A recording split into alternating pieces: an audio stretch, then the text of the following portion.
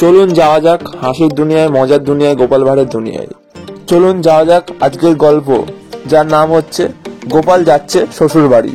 এটা একটি দারুণ মজাদার গল্প হতে চলেছে, তাই চলো কোনো কথা না বলে আজকের গল্পটি শুরু করা যাক। Let's start. গোপাল যাচ্ছে শ্বশুর বাড়ি। মাথার ওপর গনগনে সূর্য। গরমে অতিষ্ঠ হয়ে গোপাল এক গাছের নিচে বিশ্রাম নিতে বসলো। বেশি গরম লাগায় ফতুয়াটা খুলে পাশে রেখে একটু আয়েস করে বসলো। বসে বিশ্রাম নিতে নিতে কখন যে ঘুমিয়ে পড়লো নিজেই জানে না।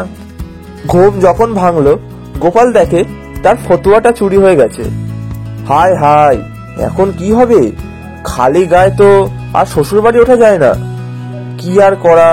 সে হাঁটতে হাঁটতে মনে মনে বলতে লাগলো, হে ভগবান, রাস্তায় অন্তত 10টি মুদ্রা যেন কুড়িয়ে পাই, তাহলে 5 মুদ্রায় আমার জন্য একটা ভালো ফতুয়া কিনতে পারি, আর তোমার জন্য 5টি মুদ্রা মন্দিরে দান করতে পারি। আর কি আশ্চর্য, ভাবতে ভাবতে দেখে রাস্তার ধারে কয়েকটি মুদ্রা পড়ে আছে। খুশি হয়ে উঠলো গোপাল। গুনে দেখে 5টি মুদ্রা। গোপাল শপথে বলে উঠলো, হে ভগবান, আমাকে তোমার বিশ্বাস হলো না, নিজের ভাগটা আগেই রেখে দিলে। বন্ধুরা, গল্পটি কেমন লেগেছে অবশ্যই কমেন্ট করে জানাবেন। আরো গল্প শুনতে আমাদের 1000 স্টোরি চ্যানেলটিকে সাবস্ক্রাইব করে রাখবেন। দেখা হচ্ছে পরবর্তী ভিডিওতে।